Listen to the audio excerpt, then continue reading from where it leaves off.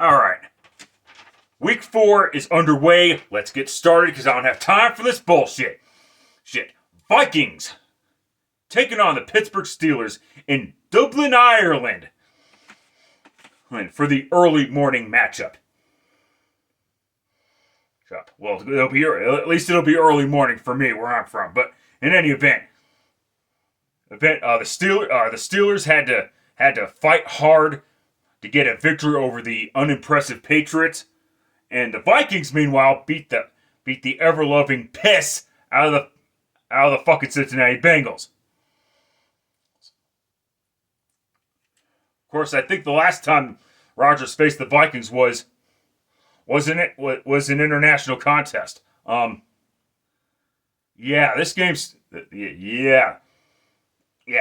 is tough for me to pick.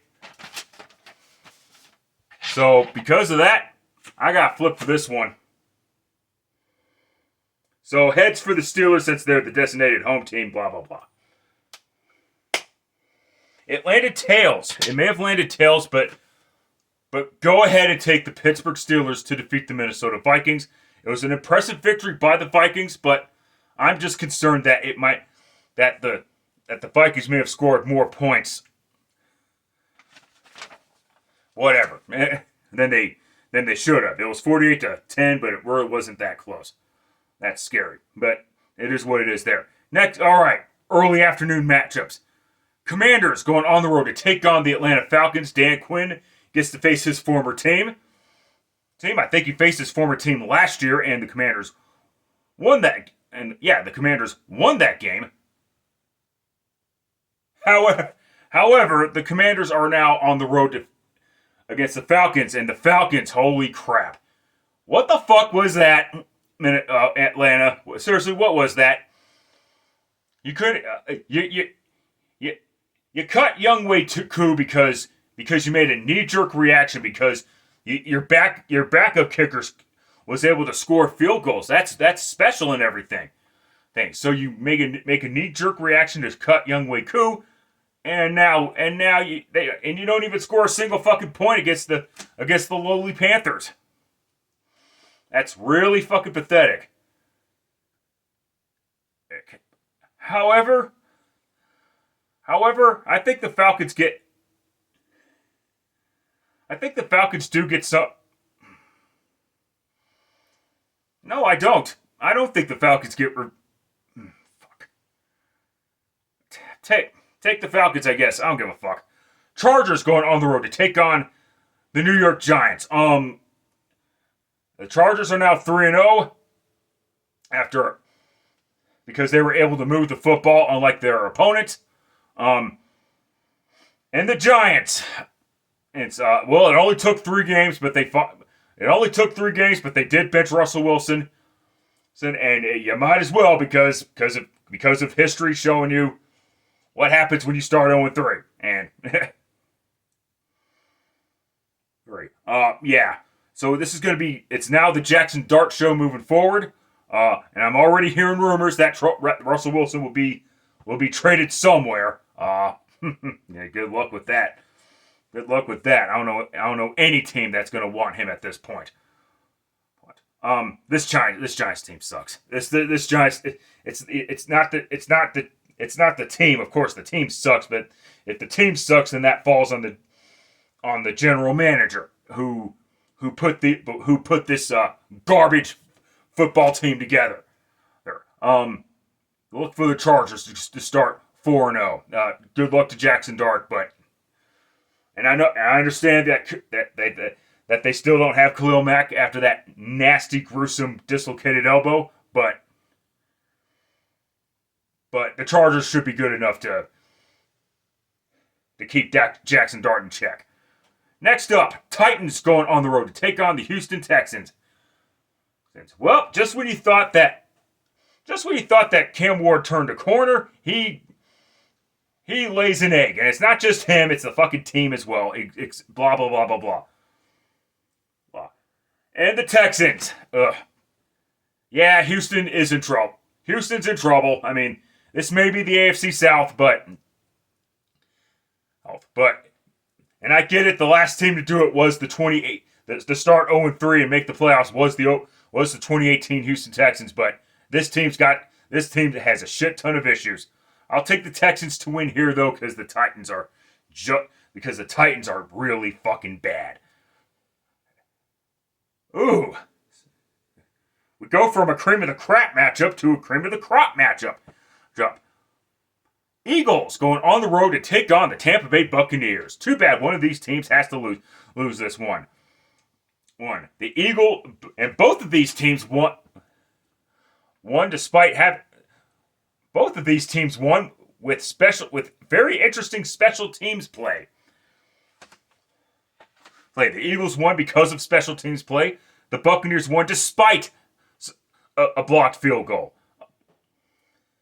The Eagles also had to come back down 27 whatever. And the Buccaneers nearly blew a double-digit lead. In fact, they did, and they had to come back with a game-winning field goal. Yeah. Coin flip time. Once again, motherfuckers.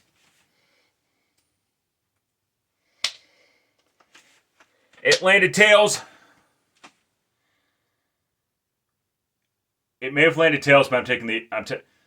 it may have landed tails, and, yeah, I'm going to go... this should be a good game. I'll go ahead and take the Eagles, I guess, because it's the regular season, but if it was the postseason, I might... Do I really want to make that mistake again and take the Eagles up? Anyway, babbling on here. I gotta keep moving. Panthers going on the road to take on the New England Patriots. Both of these teams are at 1-2. The Panthers finally get on the win column with that 30-0 outburst over the Falcons, and the Patriots fall to 1-2, losing to the Pittsburgh Steelers. They had a chance to tie it, but they kept fumbling the fucking ball away. Did someone spike the New England clam chowder or something? I don't fucking know. No, but in any event, the Panthers may have gotten mad, but that's all it was. They just got mad. They'll get back down to earth next week, take the Patriots to defeat the Panthers, I guess. Saints going on the road to take on the Buffalo Bills. I don't want to waste time. Bills, end of story, moving on. Browns going on the road to take on the Detroit Lions. I know the Browns picked up a lucky victory over the Packers, but that was a fluke, a mistake. Lions, end of story. And by the way, the Lions. But let me talk about the Lions for a moment, because I was wrong about the Lions losing to the Ravens. They finally beat the Ravens. I don't know the last time they fucking did that, and they got their revenge on Monday Night Football. Yeah, it was 38-30, but let's be honest here, it really wasn't that fucking close. It was really 38-24. Four. But yeah, like I said, look for the Lions to do what the Packers should have done. I don't care if they were in Cleveland or not, and that's beat the fucking piss out of the Cleveland fucking Browns. Late afternoon games. Jags going on the road to take on the 49ers. My bad, Jacksonville. My bad. Bad. The only reason why I took the Texans is because the Texans have had a history of beating the Jaguars in Jacksonville as of late, but I was wrong there. Will I be wrong again if the Jaguars beat the 49ers? I kind of hope so, because I do have a soft spot for the Jaguars in the sense that they are one of the least fortunate teams in the league, but I gotta take the 49ers to win this one. Colts going on the road to take on the Los Angeles Rams. The Colts still remain undefeated, and the Rams have a record of 2-1. The Rams, that was a tough loss for the Rams, because that could have gone either way. The Rams could have been 3-0 last week, and not the Philadelphia Eagles. But it is what it is. And the Colts, hey, I gotta admit, the first game, I thought I could chalk that one up to maybe the Dolphins are not that impressive. Second one against the Broncos, okay, the Broncos are a tad bit overrated. They They beat the fucking piss out of their division rivals last week. Or division rivals last week. Because let's be honest here, it hasn't been much of a fucking rivalry as of late. Okay. With that being said, if the Colts go 4-0, I will say that they are for real. But hey. That being said, I gotta take the Rams. I know they're traveling back from the East Coast to the West Coast, but I don't think that should matter that much, to be perfectly honest with you. So take the Rams to defeat the Colts. But like I said, if the Colts go 4-0, I got to change my tune on the Indianapolis Colts. But in any event, next up, Bears going on the road to take on the Las Vegas Raiders. Both of these teams are at 1-2. It's nice that the Bears took advantage of a shitty ass Cowboys team. But if it was a more polished Bears team in general, they would have been able to win 55 to whatever. Okay, but because they're dealing with the new coach and everything, they could only muster 30 plus points. And then you got the Raiders who got their asses kicked badly by the Washington Commanders. Yeah, the Commanders still have a good team. Yeah, the Commanders still have a decent team. With that being said, look for the Raiders to get their first home victory of the 2025 season. Take the Raiders to defeat the Bears. The Bears are not there yet. Now there are the Raiders, but you get my point. Ravens going on the road to take on the Kansas City Chiefs. I believe this is the second half of the national doubleheader on CBS. Which is fine. Whatever. Lamar Jackson versus Patrick Mahomes. The Ravens. What the fuck was that? Ravens? You get. I mean, you let Derrick Henry fumble the ball again in their own territory, which put the fucking game away. Like I said, 38-30, but not as close as the score would indicate.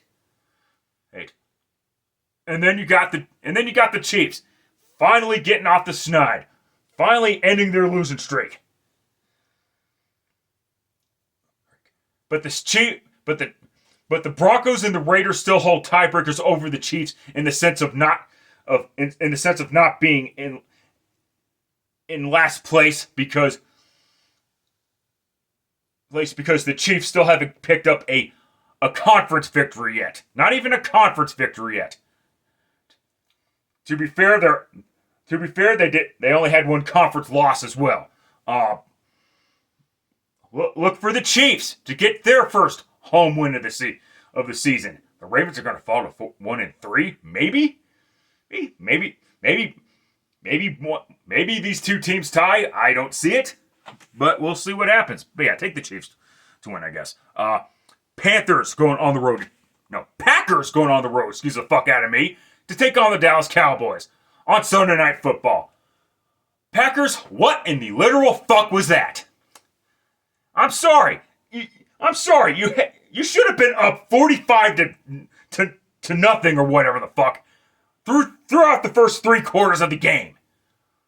Okay? I don't want to hear this bullshit of any given Sunday. This is the fucking Browns. The Browns are fucking ass.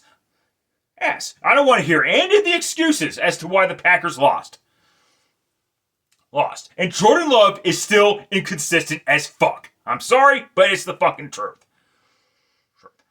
And then you got the Cowboys. Yeah. I'll admit I was a fool to take the Dallas Cowboys to defeat the Bears, but it is what it is. It is there. Nothing I can do about that now. Packers, you better take advantage of that Cowboys team. You better prove.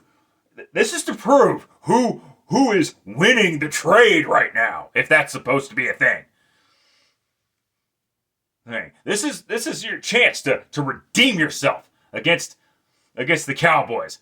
And I'm going to take the Packers to defeat the Cowboys. Boys. But yeah.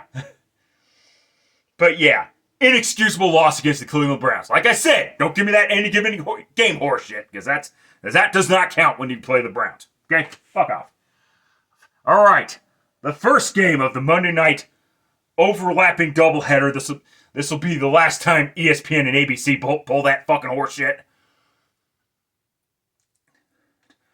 But let's begin with the Jets taking on the Miami Dolphins. The Monday night cream of the crap, if you will. Well, the Jets almost got a victory. They almost got a victory against the Buccaneers, but you know how I feel about almost. And the Dolphins. Who'd they lose to last week? Wait, hold up.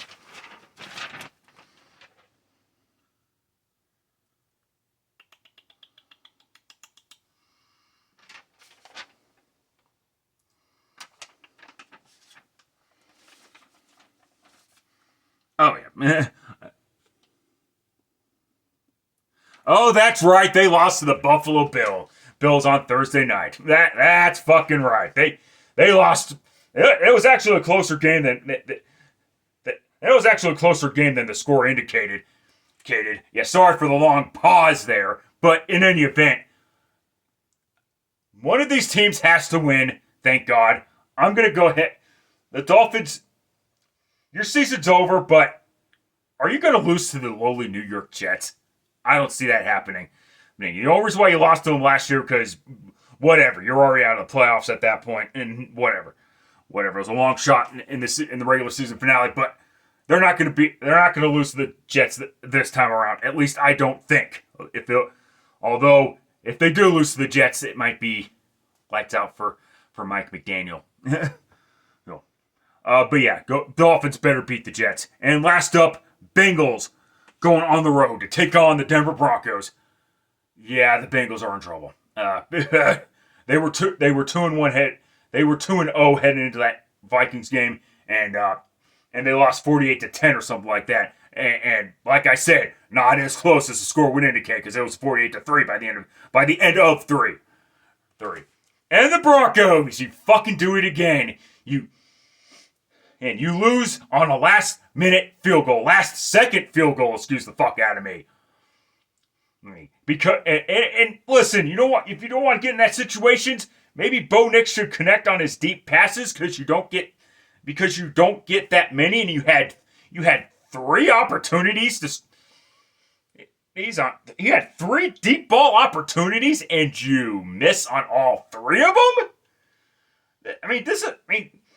This is Bo Nix's second season with the same offense, the same and essentially the same core of players. Yes, you have some new guys like Evan Ingram, even though he's injury prone as fuck, but it is what it is there.